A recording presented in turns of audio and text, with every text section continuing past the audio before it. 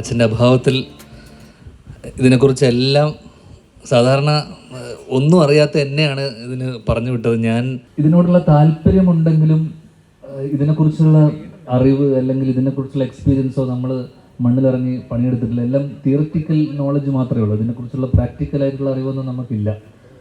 അതുകൊണ്ട് തന്നെ ഇതിൻ്റെ ഒരു ലാഭനഷ്ടം നേരത്തെ ഹൈബിചേട്ടൻ പറഞ്ഞ പോലെ ഇവരൊന്നും തന്നെ ഇത് ചെയ്യുന്നത് ഇതിൻ്റെ ഒരു ലാഭം ഫിനാൻഷ്യൽ വയബിലിറ്റി നോക്കിയിട്ടോ അല്ലെങ്കിൽ ഫിനാൻഷ്യലി വയബിൾ ആവുമോ അല്ലെങ്കിൽ ഇതിൽ നിന്ന് ലാഭം കിട്ടുമോ എന്നുള്ള ചിന്ത കൊണ്ടൊന്നുമല്ല ചെയ്തത്.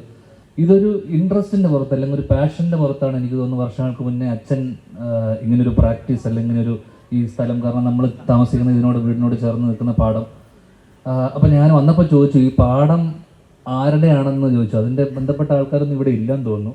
അപ്പം എനിക്ക് തോന്നുന്നില്ല അവർ വർഷങ്ങളായിട്ട് ഇവിടെ കൃഷി നടക്കുന്ന കാര്യം അറിയുന്നുണ്ടാവുമായിരിക്കും. പക്ഷേ അപ്പോൾ അവർ പോലും ഈ പാടത്തിൻ്റെ ഓണേഴ്സായിട്ടുള്ള അവർ പോലും ഇതിൽ നിന്നൊക്കെ മാറി നിൽക്കുന്ന സ്ഥലത്താണ് എനിക്ക് തോന്നുന്നു അച്ഛൻ ഇങ്ങനെ ഒരു പുറമ്പോക്കായിരുന്നു കടന്നിരുന്ന സ്ഥലം വർഷങ്ങൾക്ക് മുന്നേ ഇതെടുത്ത് ഇവിടെ ആദ്യമായിട്ട് കൃഷി ഇറക്കുന്നതൊക്കെ.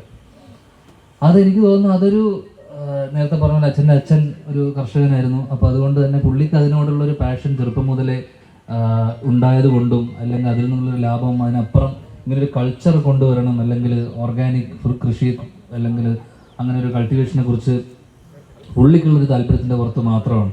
അപ്പോൾ ഇത്തവണ ചെയ്യുമ്പോഴും ഇതിനകത്ത് മണികണ്ഠനും കൂടെ ചേരുന്നു എന്ന് പറഞ്ഞു. അപ്പോൾ ഇതിനകത്തുള്ളൊരു കാര്യം എന്ന് വെച്ച് കഴിഞ്ഞാൽ ഇത് അടുത്ത വർഷം നിങ്ങൾക്കും ആർക്ക് വേണമെങ്കിലും ഇത് മുന്നോട്ട് വയ്ക്കുന്ന ആശയം എന്ന് വെച്ചാൽ ആർക്ക് വേണമെങ്കിലും പങ്കാളികളാകാം. ഇതുപോലെ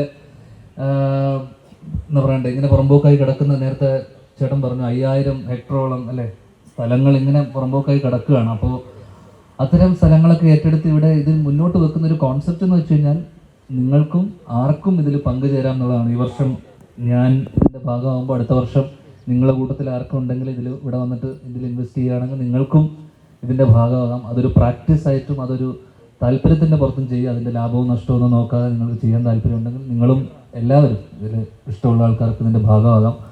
അപ്പോൾ ഇത്തവണ എന്നെ കൂടെ ചേർത്തതിന് ഒരുപാട് സന്തോഷം.